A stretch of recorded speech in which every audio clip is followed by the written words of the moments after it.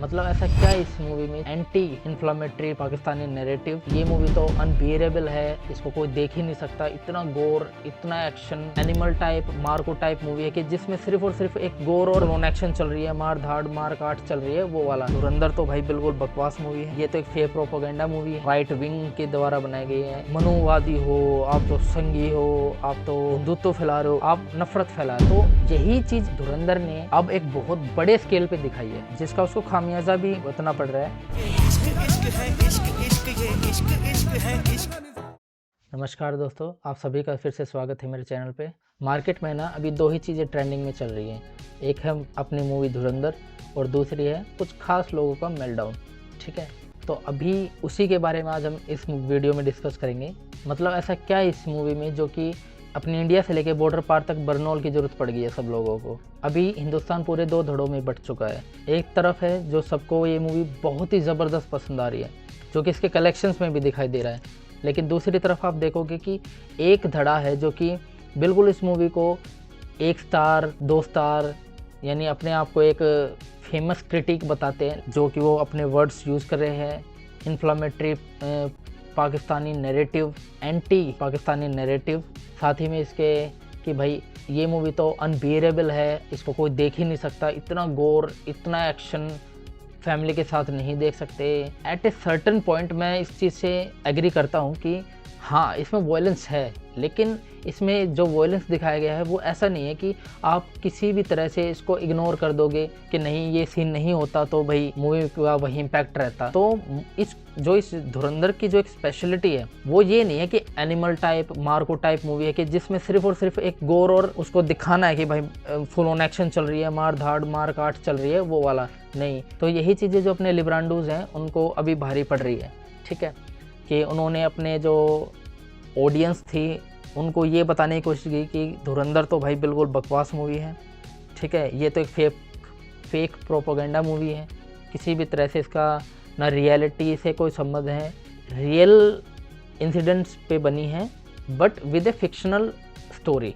ठीक है, कभी डायरेक्टर ने नहीं कहा कि भाई नहीं लियारी में हमारा एसेट, इंडिया का एसेट गया था, इंडिया ने ही ये सब करवाया है, या डायरेक्टर एक पर्टिकुलर एजेंट की बात कर रहा है, नहीं। ठीक है, तो इस मूवी को हर तरीके से घेरने की कोशिश करेगी, जो कि काइंड ऑफ स्ट्रेंज है मेरे नज़र में ना, क्योंकि बॉलीवुड वाले ही घेरने लगे, ये मैंने बहुत कम देखा है। हाँ, वो इसको अभी नैरेटिव बनाने की कोशिश करे कि ये नरेंद्र मोदी सरकार के द्वारा बनाई गई है या राइट विंग के द्वारा बनाई गई है। जो सॉर्ट ऑफ राइट विंग, मेरे को आज तक टर्म्स कभी पता ही नहीं चले कि राइट विंग होता क्या। अगर देश हित की बात करना राइट विंग होता है तो भाई हर देश प्रेमी राइट विंग में ही आता है, एज पर माई थिंकिंग। तो अभी जो बहुत बातें हो गई, अभी जो मूवी का जो भी चल रहा है कि भाई मूवी के अंदर ऐसा क्या है कि सभी के सभी आप इंडिया के कुछ भूतपूर्व मीडिया के आदमियों को देख लोगे, क्रिटिक्स को देख लोगे, वो बर्नौल मोड पे चले गए हैं। ऊपर से पाकिस्तान की जो मीडिया देखोगे उनके अंदर तो चलो वो ऑब्वियस बात है कि भाई उनको तो इंडिया के खिलाफ अपना वो दिखाना है कि भाई हमारे लिए हमारे बिल्कुल ख़राब है। जबकि वो चीज़ें अगर आप खुद भी पाकिस्तान के चैनल्स पे जाके चेक करोगे, यूट्यूब पे पढ़ी हैं कि भाई अगर उन्होंने खुद डॉक्यूमेंट्री बना रखी है रहमान डकैत के ऊपर, वो उन्होंने खुद उसको नाम दिया रहमान डकैत। इंडिया ने थोड़ी दिया है उसको जाके कि ये रहमान डकैत है, वो तो पाकिस्तान ने दिया, उसी से हमने वो कैरेक्टर उठाया है। ठीक है, जिसको वो बताते कि हमारा SP असलम इतना अच्छा आदमी था, इसको इंडिया ने नेगेटिव दिखा दिया। अगर अच्छा आदमी था, एक पुलिस वाले की नौकरी में कितने पैसे होते हैं आपको ही पता है। लेकिन जैसे SP असलम की जो अभी तक मैंने देखा है पाकिस्तान में न्यूज़ में कि उसके पास करोड़ों अरबों की प्रॉपर्टीज़ हैं जो कि दुबई के अंदर है। तो ये चीज़ें दिखाते हैं ना कि वो भी करप्ट था, कुछ हद तक करप्ट ही है, यानी वो भी एक टारगेट किलिंग ही कर रहा था किसी न किसी नेता, किसी न किसी पार्टी के लिए। वही चीज़ें इसमें दिखाई गई। पाकिस्तान का मैं फिर भी नेगलेक्ट करता हूँ, ठीक है भाई उनका रोना है तो रोना रहेगा, लेकिन इंडिया के अंदर इंडिया की बात करना कब से एंटी नेशनल हो गया है मुझे समझ नहीं आ रहा। कि जब भी हमारी कोई, हम किसी भी तरह की नेशनलिस्ट थ्योरी को, नेशनलिस्ट विचार को हम अगर अपने देश के अंदर स्प्रेड करना चाहते हैं तो बैकलैश बाहर से बाद में आता है, इंडिया से पहले आना स्टार्ट हो जाता है कि भाई आप ये चीज़ें क्यों दिखाते हो, आप तो मनुवादी हो, आप तो संघी हो, आप तो हिंदुत्व फैला रहे हो। इस मूवी का हिंदू मुस्लिम से कोई दूर दूर तक रिलेशन नहीं है। हाँ, मैं आपको काफ़ी सारे इवेंट्स दिखा सकता हूँ जहाँ पाकिस्तानी मूवीज़ के अंदर प्रॉपरली हिंदू लेके नाम बोला गया है कि भाई हिंदू कौम ऐसी है, हिंदू तो कायर है, हिंदू तो ये है, हिंदू तो वो है। हिंदू कुत्ते के लिए मौत का हुक्म जारी करती हूँ। कह रही हूँ पिताजी, काश हिंदू कौम में जन्म न लेती, किसी मुसलमान के घर में पैदा होती। मौलाना जी, मैं मुसलमान होना। उन चीज़ों में अगर आप जाओगे तो आप देखोगे कि हमने कभी आउटरीच किया ही नहीं उस तरीके से। यहाँ के निवासी जो इंडिया के निवासी हैं उनके लिए प्रेम वहाँ पर इतना ज़्यादा क्यों है मुझे आज तक समझ में नहीं आया। और उनको अगर आप गद्दार या किसी भी तरीके से एंटी नेशनल बोलने की कोशिश करोगे तो वो आपके ऊपर बोलेंगे कि एंटी नेशनल तो आप हो, आप नफरत फैला रहे हो। तो धुरंधर का किसी भी तरह से नफरत से मुझे कोई भी दूर दूर तक कनेक्शन दिखाई नहीं देता कि भाई इंडिया का एक एजेंट है जो कि पाकिस्तान में गया है, वहाँ के गैंग्स है उनको इन्फिल्ट्रेट करने वहाँ जाएंगे और उसके कोर पे अटैक करेंगे, जहाँ से सारे अटैक इवेंचुअली प्लान किए जाते हैं विद आईएसआई। तो भाई आप बोल रहे हो कि जैसे अरफा खानम, शायद मैंने नाम गलत लिया भी तो मैं पता नहीं, वो रोने लगी है। अल्लाह अकबर पाक है, चाहे अल्लाह अकबर जैसे पाक नारे का गलत इस्तेमाल किया गया हो। तो भाई अगर पाक है तो पहली बात तो आपकी ही कम्युनिटी को आगे आना पड़ेगा। भाई आप अल्लाह अकबर करके फटो मत, आप अल्लाह का नाम लेके ये चीज़ें मत करो जिससे हमारा गलत चीज़ होंगी। नहीं, वहाँ पर अगर वो कर रहा है तो भाई वो मुजाहिद है, यानी वो एक धर्म का योद्धा है जो लड़ने आया है, वो धर्म के लिए काम कर रहा है। हाँ, इंडिया में नहीं बोलेंगे कि भाई ये चीज़ें इस तरह से आप बोल रहे हो, ये मुजाहिद है, ये क्या है। लेकिन आप देखोगे पाकिस्तान में उनको किस हिसाब से पॉइंट आउट किया जाता है, उनको कभी भी आतंकवादी नहीं बोला जाएगा।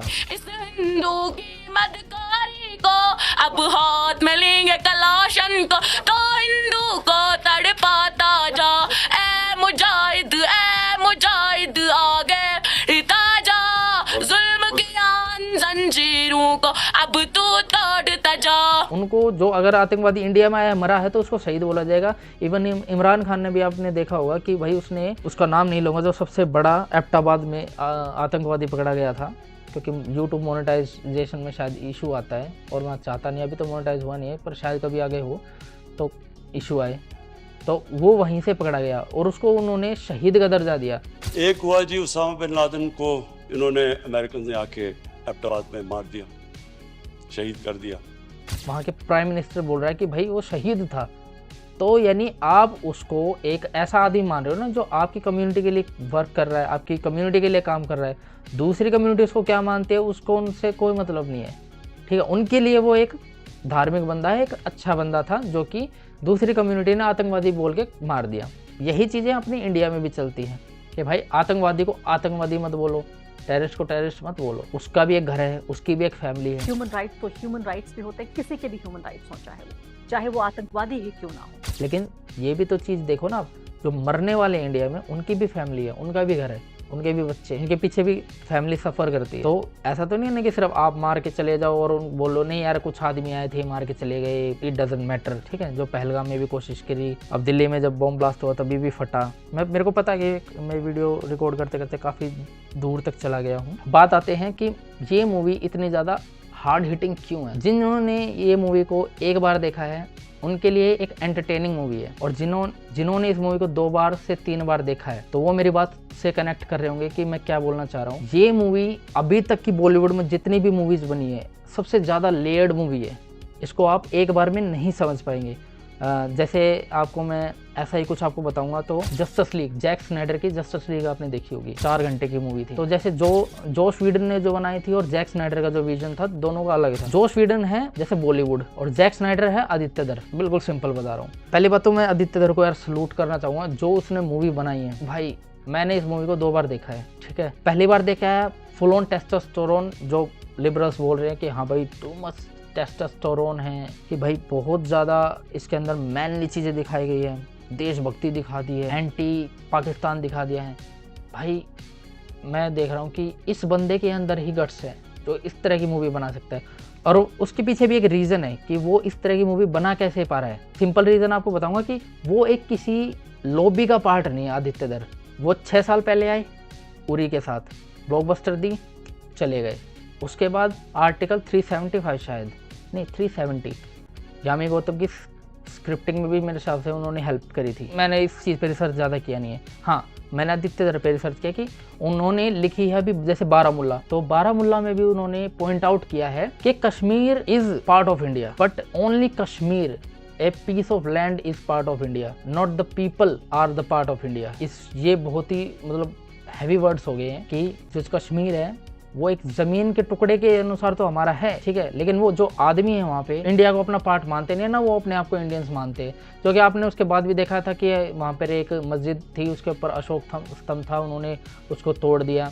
तो ये उनको दिखाता है कि भाई आप, हमारा इंडिया से कोई लेना देना नहीं है, आप आओ यहाँ पे डेवलपमेंट करो और निकल जाओ, यहाँ पे आओ, घूमो, खाओ पियो, निकल जाओ। हमारे किसी भी तरीके से हमारे कल्चर में घुसने की कोशिश मत करना, हमारी ज़मीन पे आने की कोशिश मत करना।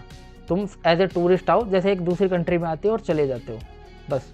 ये वहाँ के आदमी जो मेरी साइकोलॉजी जहाँ तक मेरे को बताती है, उनकी यही नैरेटिव है। तो यही चीज़ धुरंधर ने अब एक बहुत बड़े स्केल पे दिखाई है, ठीक है, जिसका उसको खामियाजा भी भुगतना पड़ रहा है कि वो मिडल ईस्ट की 6 कंट्रीज़ में बैन हो चुकी है पहले से ही for the anti Pakistan narrative.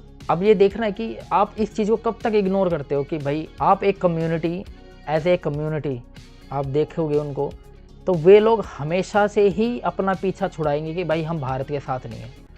जैसे आपने देखा होगा ऑपरेशन सिंदूर के टाइम पे जब आदमियों ने अपने नीचे पाकिस्तान के झंडे ज़मीन पर लगाए, ठीक है, क्योंकि गुस्सा सभी में होता है, उन्होंने लगाए, तो पाकिस्तान से आदमी नहीं आए उसको उखाड़ने के लिए, इंडिया के ही कम्युनिटी ने उसको उखाड़ा है कि भाई आप नीचे मत लगाओ, हमारी रिस्पेक्ट है उसके लिए। भाई तो एक बात बताओ, आप अगर ये चीज़ें अगर आप खुलेआम मीडिया में कर रहे हो, आदमियों के सामने कर रहे हो, आप देखो कि ये कितना डेंजरस चीज़ है इंडिया। तो इस मूवी में क्या दिखाया गया है कि एक धुरंधर प्रोग्राम के अंडर में हमारा प्रोटैगनिस्ट जाता है पाकिस्तान के अंदर, वो लियारी वॉर्स नाम से आप देखोगे अगर इंटरनेट पे, तो आप जाके आराम से दे दो लियारी वॉर्स के नाम से, तो आपको बहुत सारा डाटा मिल जाएगा। तो वही चीज़ें आदित्य धर ने इस मूवी के अंदर दिखाने की कोशिश की गई है। तो हमने देखा कि जैसे ही इस मूवी का रिव्यू पे आते हम, कि जैसे ही मूवी का ट्रेलर आता है, तो आदमियों ने इस फिल्म के अराउंड नेगेटिव चीज़ें बोलना स्टार्ट कर दी थी। मैंने ये देखा था कि जबकि मेरे को भी ये मूवी रणवीर सिंह की मूवी से मेरे को ज़्यादा ऐसा कोई रहता नहीं है कि भाई वो बहुत ही कुछ आउट ऑफ द बॉक्स मिलेगी, या एक्टर नो डाउट बहुत अच्छा है, लेकिन वो भी एक लॉबी का पार्ट है, जहाँ तक मेरे को पता है वो एक लॉबी का पार्ट है, और वो उसी लॉबी के अंडर चीज़ें बनाता है, ठीक है। वो पहली बार ऐसा हुआ है कि भाई वो क्या नाम है, हर तरह से फ्लॉप पे फ्लॉप देता जा रहा था, उसको कुछ नज़र नहीं आया। तो आदित्य धर ने उसको एक रीच आउट किया होगा कि सर मैं ऐसी है, उसने देखा होगा कि भाई और कुछ नहीं चल रहा, तो कम से कम ये चला इस पे काम करके देख लेता हूँ कि यहाँ पर मेरे को क्या रिस्पॉन्स मिलता है। और रिस्पॉन्स इज द फिनोमिनल। अगर आप देख रहे होगे अभी मेरे हिसाब से इंडिया नेट 270 के करीब चला गया होगा आज की डेट में, मिला के मेरे हिसाब से 280 या 300 के करीब चला गया होगा इंडिया नेट कलेक्शन धुरंधर का। बहुत माइंड ब्लोइंग चल रही है धुरंधर। उसने आदित्य धर के साथ काम करने की कोशिश की, उसका भी इस मूवी में उसका खामियाजा नहीं भुगतना पड़ेगा। पार्ट 2 आएगा, वहाँ धुरंधर फोड़ के रख देगी मार्केट को, पता है पहले से। उसके बाद जो उसको अगर देखते हैं कि रणवीर सिंह को अब कि कौन कौन सी लॉबी बाइकआउट करती है। जैसे अभी मैं कुछ टाइम पहले देख रहा था कि आर माधवन का कल ही शायद एक वो, मतलब अब वीडियो देखोगे तो शायद 2-3 दिन हो गए होंगे, जब आप देखोगे कि उन्होंने दिया कि भाई हम भी देख लेते कि हमारे खिलाफ कौन कौन नेगेटिव रिव्यू कर रहा है और किस हद तक वो बोल रहा है, क्योंकि वो भी समझना चाहते हैं कि भाई मूवी उन्होंने देखी नहीं है। आपने जितने भी लिबरल्स देखे होंगे, उन्होंने पाकिस्तानी देखे होंगे, वहाँ तो मूवी रिलीज ही नहीं हुई, तो उन्होंने देखी कैसे, तो कैसे कमेंट कर रहे कि इसमें क्या है क्या नहीं, यानी वो पायरेसी करके वो देख रहे मूवी को, ठीक है। उन्हें अंदर ये चीज़ें आ रही है कि हमें भी देखना है, मूवी तो हमें भी देखनी है। और ये हर पाकिस्तानी का है, इंडिया की कोई भी मूवी आती है तो उनके पास कंटेंट कुछ भी नहीं है, वो हमारी ही मूवीज़ देखते हैं। और हाँ, हमारा एक सेक्शन है जो औरतों, मतलब एक लड़कियों का सेक्शन है जो कि पाकिस्तानी उनको काफ़ी इंजॉय करता है। I don't know why. उनके बारे में अगर आप उनकी पुरानी मूवीज़ देखोगे, अभी पीछे तक भी उनकी मूवीज़ देखोगे, वो खुलेआम पे हिंदुओं को बैश करते हैं मूवी के अंदर कि हिंदू ऐसे होते हैं, हिंदू अपनी औरतों पर। तो जैसे ही हमने देखा कि मूवी का वो आया, तो उन्होंने पहले से ही नेगेटिव चीज़ें बनाना स्टार्ट कर दिया। कि नेगेटिव चीज़ें क्या थी, सारा अर्जुन ने जो लव इंटरेस्ट का रोल किया है कि वो 20 साल की हैं और रणवीर सिंह 40 साल का है, और ये कैसी पेयरिंग कर रखी है आदित्य धर ने। ये स्टार्टिंग में आप यही देखो कि पहले ही मूवी रिलीज़ होने से पहले उन्होंने सब कुछ नैरेटिव बनाने स्टार्ट कर दिया कि रणवीर सिंह के हाफ लड़की के साथ रोमांस कर रहा है, ठीक है। जबकि वो ये नहीं बोलेंगे शाहरुख खान और सलमान खान अपने से आधी लड़की के साथ रोमांस कर रहे हैं, वो इट्स टोटली फाइन। बट अगर आप देखोगे कि रणवीर सिंह ने उस लड़की के साथ पेयरिंग क्यों की है, कास्टिंग जो है उसकी क्यों हुई है, तो मूवी के अंदर उसका प्रॉपर एक सॉल्यूशन दे रखा है कि भाई मूवी की ये नीड थी, स्टोरी की ये नीड थी। मूवी के अंदर तो एक्चुअली उस लड़की को 19 साल का दिखाया गया है स्टोरी के हिसाब से, जबकि लड़की जो है ओरिजिनल 20 साल की है। पर फिर भी एज ए स्टोरी आप देखोगे तो उसको बहुत ही अच्छे से लिखी गई है कि भाई जो लिबरल्स का जो रोना जो मेरे को समझ में आ रहा है कि लिबरल्स के अंदर जो भावना आई है ना कि कुछ वर्ड्स को लेके कि भाई अल्लाह अकबर क्यों वो दिखाया जा रहा है इसमें, ठीक है। तो भाई पाकिस्तान के अंदर जय श्री राम के तो नारे नहीं लगवा सकते, वहाँ तो अल्लाह अकबर का ही नारा लगेगा। दूसरी चीज़ कि भाई पाकिस्तान में सिर्फ आपने ये दिखाया कि सिर्फ लड़ाइयाँ झगड़े हो रहे हैं, आतंकवाद। भाई अभी देख लो ना जाके उसके अंदर, अभी भी आप देख लो वहाँ पे गृह युद्ध हो रहे हैं बलूचिस्तान और पाकिस्तान पंजाब के बीच में, खैबर पख्तून और पंजाब के बीच में, सिंध और पंजाब के बीच में, ठीक है। तो इस तरह से अगर आप देखोगे तो वहाँ पर अभी भी राइट्स चल रहे हैं। इमरान खान का उन्होंने खुद रेप करवा दिया है जेल के अंदर, अभी पता नहीं वो असैसिनेट भी करवा दिया है, अभी कंफर्म नहीं है, बट हो सकता है ये कोई बड़ी बात नहीं है कि नहीं करवाया होगा। बहुत सारे पाकिस्तानी और पीएम्स वगैरह मारे गए हैं पाकिस्तान के अंदर, ऐसी कोई बड़ी बात नहीं है कि नहीं हुआ। तो ये चीज़ें तो हम अभी जियोपॉलिटिक्स में देख रहे हैं ना, तो ये चीज़ें हम मूवीज़ में क्यों नहीं दिखा सकते हैं? ये कौन सी बात हुई कि भाई अगर एक हिस्ट्री होती है उस हिस्ट्री को हम उसी तरह से दिखाएंगे ना जो जिस तरह से वो घटी थी। हाँ, बॉलीवुड का अब से पहले ऐसा नज़रिया नहीं था, वो उसको शुगर कोटिंग करते थे कि भाई कोई आया है, हमेशा विलन एक इंडियन आर्मी का ही आदमी होगा जो कि पाकिस्तान से ब्लेटेंटली नफरत करता है और बुरा हाल है इंडिया में, बस वो आर्मी को कंट्रोल करना चाहते हैं, राइट्स कराना चाहते हैं हिंदू मुस्लिम से बारे, जो कि दूर दूर तक सच्चाई है नहीं। क्योंकि अगर ये सच्चाई होती तो अब से पहले ही बहुत कुछ हो चुका होता। अभी जो सिनेरियो आपने देखे पाकिस्तान में, बांग्लादेश में, नेपाल में, तो वो चीज़ें वहाँ शो हो रही हैं कि वहाँ पे ग्राउंड पे कैसी रियलिटी है। इंडिया के अंदर वो चीज़ें नहीं है। इंडिया में एक जो मेजॉरिटी समूह है वो बहुत ही शांतिपूर्वक समूह है जो आराम से रह रहा है, और यही चीज़ें इनको मेरे को लग रहा है कि किसी भी चीज़ से ये खुश नहीं है। ये एक है ना सेल्फ गिल्ट लेके बैठे हैं कि भाई हम मेजोरिटी है तो हम गिल्टी हैं, क्यों, किस लिए, क्या, नहीं कुछ नहीं है, हम बस गिल्टी हैं, हमने कुछ ना कुछ तो किया ही होगा। तो ये चीज़ें इस मूवी में इन स्टीरियोटाइप को तोड़ा गया। सबसे बुरी हालत तो मैं देख रहा हूँ कि इंडियन प्रोड्यूसर, मैं उनके नाम नहीं लेना चाहूँगा कि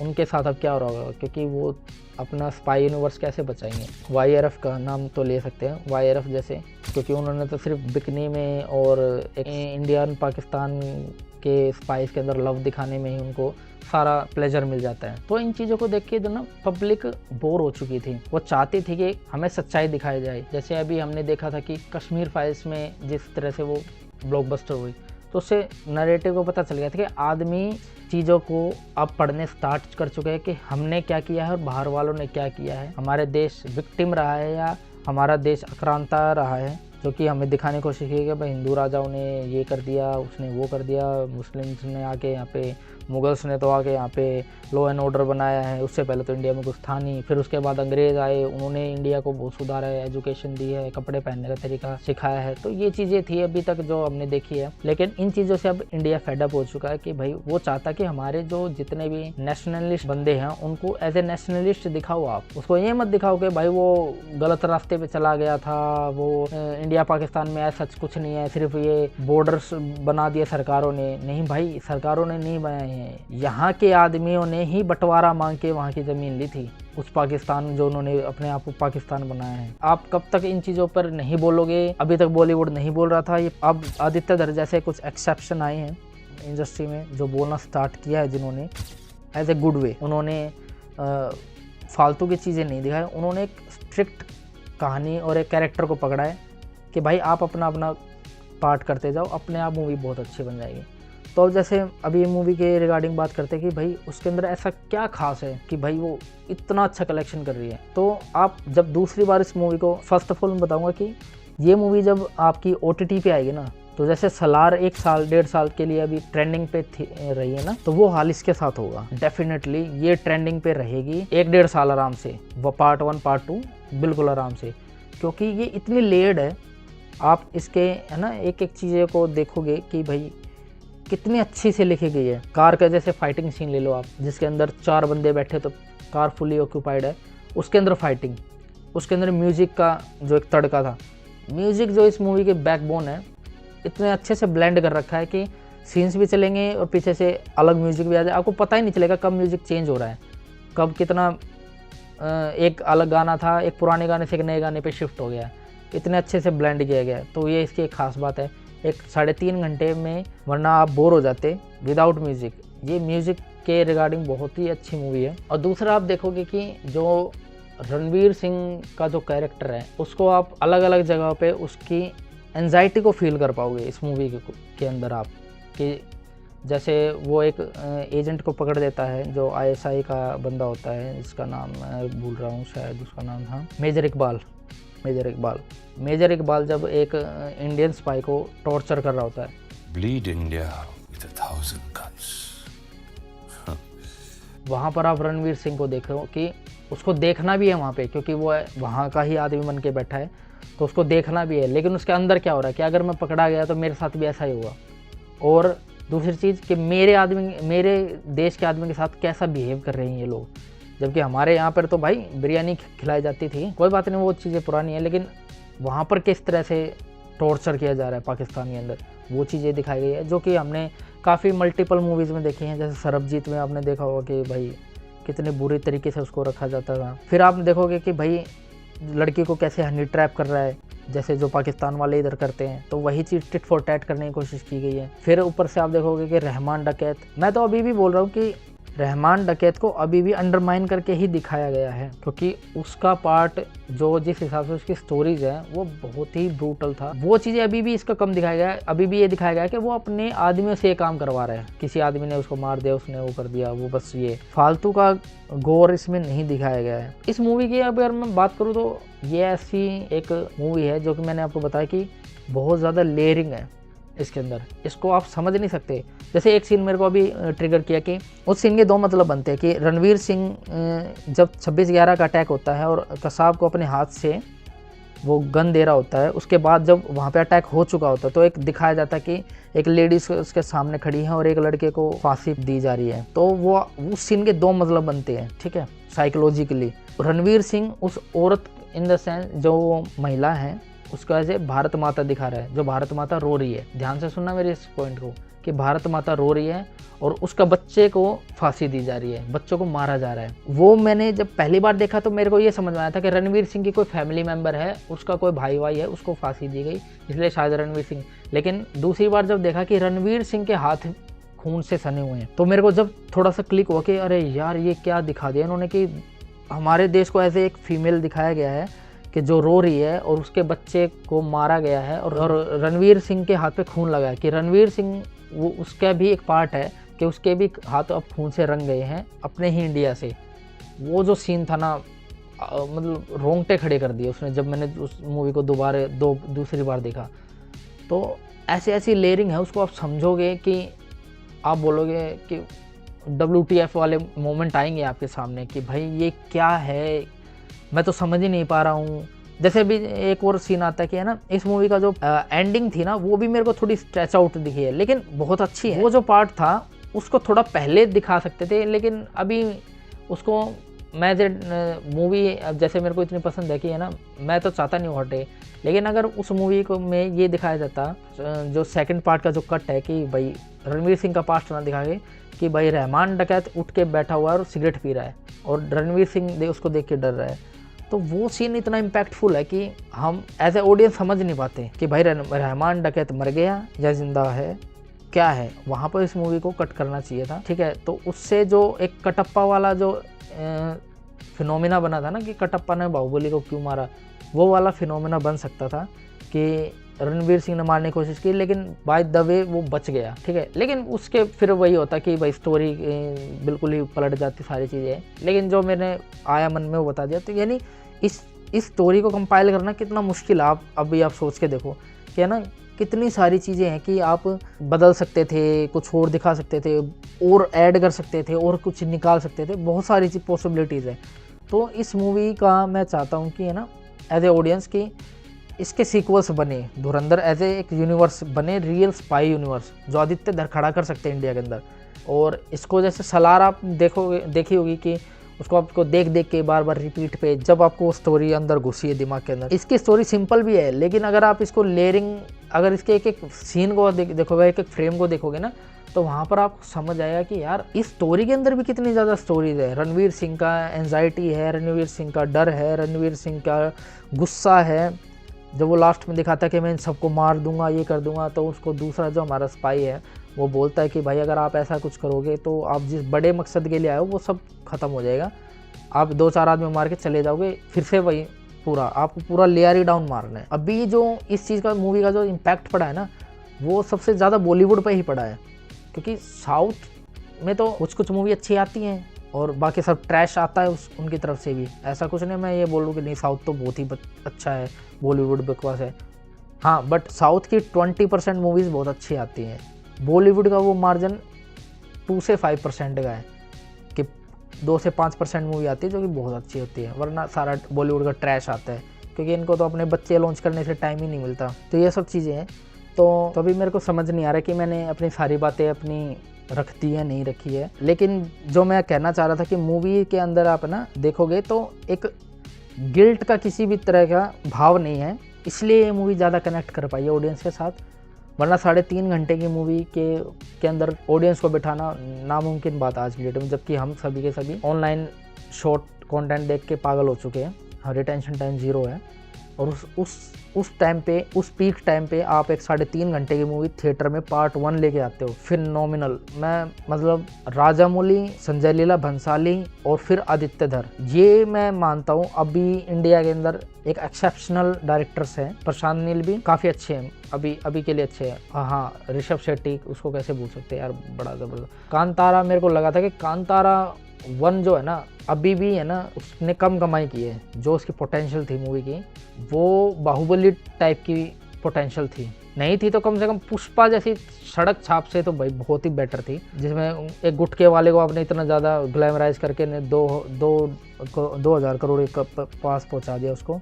वो बिल्कुल डिजर्विंग नहीं थी वो मूवी। पुष्पा 1 पार्ट उससे 10 गुना अच्छा है पुष्पा 2 से। पुष्पा 2 ट्रैश मूवी थी, बस वो एक लहर में चल गई। लेकिन कांतारा 1 एक ठीक ठाक मूवी थी, लेकिन जो 2 थी वो एक एक्सेप्शनल मूवी है कि भाई ज़बरदस्त। इसी तरह आप देखोगे कि ये जो है धुरंधर, ये एक माइलस्टोन बन जाएगी अब इंडियन प्रॉपर एक Hindi speaking directors and audience और एक बॉलीवुड पर्सपेक्टिव से देखे तो बहुत ज़बरदस्त। काफ़ियों ने इसको स्टार के भाई इतने स्टार दूंगा उतने, ये बियॉन्ड स्टार मूवी है कि क्योंकि ये मूवी एक देखोगे एक टेम्पलेट मूवी नहीं है जो अभी तक हमने देखी है कि भाई कोई भी किसी भी तरह का एक मूवी लाओ, 4 उसमें गाने डाल दो, 4 उसमें किसिंग सीन्स डाल दो, फिर उसमें बिट्रेयल डाल दो, ये डाल दो, होगी भाई स्पाई मूवी। बस यही एक प्रॉपर टेम्पलेट है जो हमने टाइगर में देखा, जो हमने पठान में देखा, जो हमने वॉर में देखा, वही सारी चीज़ें कि भाई एक बिट्रायल करेगा, एक उसका पकड़ेगा। इसके अंदर सबसे पहली बार हुआ है कि भाई इसके अंदर ना कोई बिट्रेयल है ना और कुछ है, स्पाई गया है, उनको ठोकने गया है, ठोक रहा है, अपना वो बढ़िया तरीके से अपना रोड मैप को चल रहा है वो, और वो उस पर सक्सेसफुली अच्छे से अभी तक आगे देख रहा है। और जो कि हमने उसका पार्ट 2 के ग्लिम्स देखे तो उसमें हमने देख ही लिया कि भाई वो पहले से ही वहाँ का सबसे बड़ा डॉन बन गया है, उसको देखना काफ़ी अच्छा लगेगा। लेकिन सेकंड पार्ट में हम रहमान डकैत को ऑब्वियसली बात है कि हम उसको मिस करेंगे, क्योंकि उसने जो स्क्रीन पे जो आग लगाई है, अब उसकी आग पता नहीं कैसे कन्वर्ट करेंगे नहीं करेंगे, उसकी फीस बढ़ाएंगे नहीं बढ़ाएंगे। ऐसे एक्टर्स को 4-5 करोड़ में निपटा देते हैं, और दूसरे तरह के एक्टर्स हैं उनको 40-40, 50-50, 60-60 करोड़ रुपए की फीस दे रहे हैं। लेकिन जो रियल में मूवी के अंदर एक दमदार एक बैकबोन बन के खड़े हैं, उनको 4-5 करोड़ की फीस में निपटा रहे हैं। समझ में नहीं आ रहा। आई होप ये चीज़ चेंज हो जाएगी अभी। तो यही था मेरा मतलब धुरंधर पे थॉट्स। आप बताना आपको कैसी लगी मूवी, अगर आपने देखी हो तो। मैं भी कैसा क्वेश्चन कर रहा हूँ, आप लोगों ने देख ही ली होगी, बट मैंने इसको दो बार देख लिया है। तीसरी बार देखने की सोच रहा हूँ कि फिर से जाऊँ, लेकिन है ना फिर वो तो ऐसा हो जाएगा कि नहीं यार काफ़ी बार देख लिया, अब तो मन भर गया। मन वैसे भरा नहीं है, देखने का अभी भी मन है, लेकिन जो मैंने बोला कि इस मूवी का जो असली पर्सपेक्टिव आएगा वो आएगा OTT पे, जब ये आ जाएगी, नेटफ्लिक्स पे आ जाएगी। नेटफ्लिक्स पे आने के बाद आप पीछे कर करके इसके सीन्स को देखोगे, भाई क्या सीन्स है यार, मतलब मज़ा ही आ जाएगा। जो आप नेगेटिव है ना, जिन्होंने अभी नहीं देखी, वो जब नेटफ्लिक्स पे आएगी तो आप देख के ब्लोन अवे होने वाले हो कि भाई बॉलीवुड में ऐसी मूवी बन सकती है। It's exceptional thing. बाय।